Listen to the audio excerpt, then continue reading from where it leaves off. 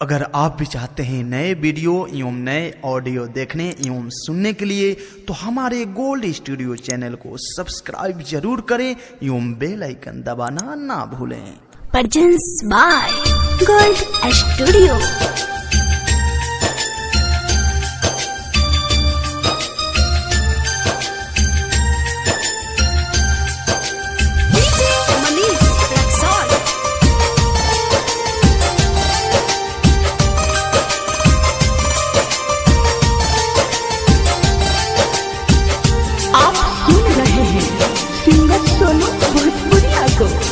जहाँ जाए सनम बनैखे गम, जहाँ जाए सनम बनैखे गम, अखिया न भरिया बोलो से तू ससुरा जइबू बलोरो से, तू ससुरा जइबू बलोरो से, मननी मन पटाले तोरो से, ससुरा जइबू बलोरो से, मननी मन पटाले तोरो से। जहाँ जाए सनम बनैखे गम,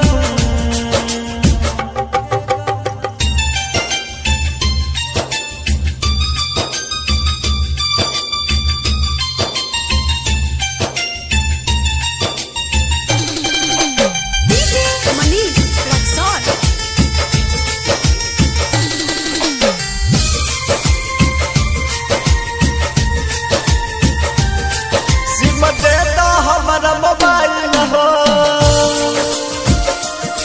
दुआरा पपरत तो आइल हो, मेहदी जाके तू लगाला हो, सोना हो सिंगार सजाला हो, सुनो ये रानी भुलावतानी, सुनो ये रानी भुलावतानी, बन जइबू दोसरा के से, तू ससुरा जइबू बलोरो से,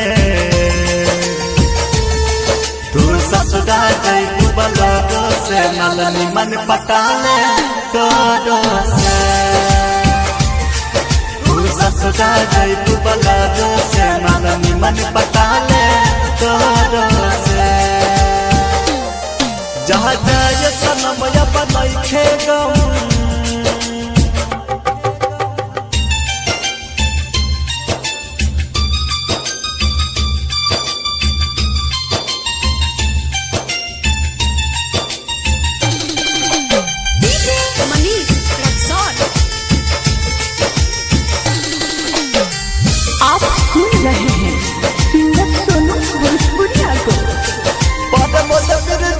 बिहारी के जग धोले रिश्तेदारी के, सोनू भोजपुरिया नारी के, जग धोली हलू रिश्तेदारी के, बिजमानी सतीली चंदन के, बिजमानी सतीली चंदन के, साटैहा उठ के ठोरो से,